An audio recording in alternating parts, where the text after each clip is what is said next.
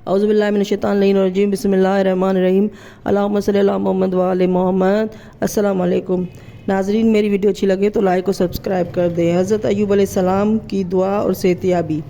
Be be رحمت کو جو حضرت ایوب علیہ السلام سے محبت تھی، اس کی وجہ سے ایک دن ان کے بے پناہ مصائب سے متاثر ہو کر ادب کے ساتھ عرض کرنے لگے کہ اگر آپ ناراض نہ ہو تو میں آپ سے ایک درخواست کروں۔ انہوں نے فرمایا کہ کہو، کیا کہتی ہو؟ عرض کی کہ میری گزارش آپ سے یہ ہے کہ آپ پالنے والے سے دعا کریں کہ وہ اب آپ کو شفا بخش دے۔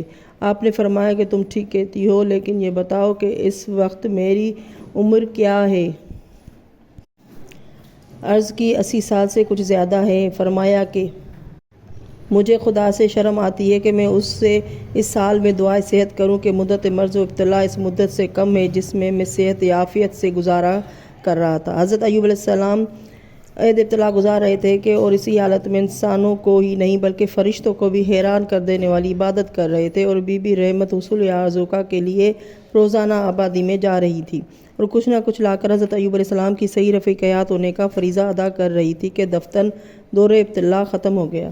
مورخین کا بیان ہے کہ جب ابتلا امتحان کی مدت کو 7 سال 7 ماہ 7 دن 7 گھنٹے ہو گئے تو جبرائیل امین حضرت ایوب علیہ السلام کے پاس آئے اور کہنے لگے کہ خداوند عالم نے تمہارے دور ابتلا کو ختم کر دیا ہے، اٹھو اور فلان مقام پر دائیں پیر کی ٹھوکر لگاؤ۔ وہ اٹھ کہاں سکتے تھے؟ جبرائیل نے مدد کی اور اٹھ کر مقام معین پر گئے، ٹھوکر لگائی، گرم پانی کا ایک چشمہ جاری ہو گیا۔ جبرائیل نے کہا کہ اس میں نہا ڈالو۔ انہوں نے اس میں غسل کیا۔ تمام بیماری کے اثرات کھلن جلن جاتے رہے۔ پھر ایک دوسری جگہ بتائی کہ اس مقام پر بائیں پاؤں کی ٹھوکر لگاؤ۔ انہوں نے ٹھوکر لگائی تو سرد پانی کا چشمہ رونما ہوا۔ جبرائیل نے کہا کہ اس میں سے پانی پیو۔ پانی پیا، اندرونی بیماریوں سے شفایاب ہو گئے۔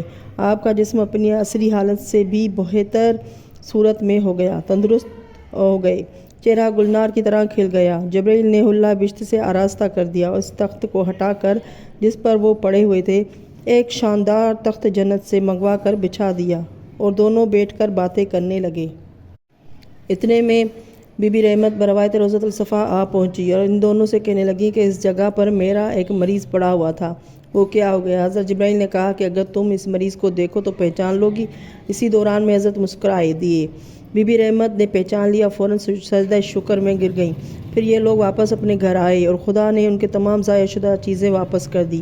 جتنے جانور مرے تھے زندہ ہو گئے، جتنی املاک تباہ ہوئی تھی بحال ہو گئی، جتنی دولت تباہ ہوئی تھی واپس آ گئی۔ بکھاریاں جو گندم اور جو سے بھری ہوئی تھیں برباد ہوئی تھیں، سونے اور چاندی کے گندم اور جو سے بھر گئیں۔ آسمان سے بھی مختلف شکلوں میں سیم و زبر سے اولاد زندہ ہو گئی۔ بی بی رحمت کی جوانی پلٹ آئی۔ خدا نے انہیں موجودہ 7 لڑکے 3 لڑکیوں کے علاوہ 26 بچے عنایت فرمائے۔ انہیں درجہ نبوت سے بلند کر کے درجہ رسالت پر فائز کر دیا، یعنی ابتلا کے وقت تک صرف نبی تھے، ابتلا کے بعد بروایت رسول بنا دیے گئے، انہیں روم میں مبعوث کر دیا گیا۔ حضرت ایوب علیہ السلام روم میں تبلیغ دین فرما رہے تھے کہ آپ کی عمر اختتام کو پہنچ گئی۔ چنانچہ آپ نے وفات سے چند یوم قبل اپنے بہت سے فرزندوں میں سے ایک فرزند کو جو سب سے لائق فائق تھا، جس کا نام ہوئیل تھا، اپنا وصی و جانشین مقرر کر دیا۔ انہوں نے اپنی وفات کے وقت اپنے بیٹے ہوئیل کو اپنا جانشین بنا دیا، جو بعد میں نبی قرار پائے۔ حضرت ایوب علیہ السلام نے جب مرض سے چھٹکارا پا لیا تو انہیں اہل روم کو ہدایت پر مامور کر دیا۔ وہ وہاں سے روانہ ہو کر روم چلے گئے اور وہیں رہتے ہوئے یہاں تک کہ عمر کا اختتام ہو گیا۔ انہوں نے ایام آخری گزار دیے اور جب کہ موت قریب آ گئی تو اپنے ایک بیٹے کو جس کا نام ہوئیل تھا، وہ سب سے لائق و فائق تھا، اپنا وصی و جانشین بنا دیا۔ جانشینی مقرر کرنے کے چند دنوں بعد جس دن موت کا آنا یقینی ہو گیا تھا، اس دن اپنے بیٹے ہوئیل کو بلا کر اپنی تجزیہ و تکفین کے متعلق وصیت فرمائی اور داعی اجل کو لبیک کہہ کر راہی ملک بقا ہو گئے۔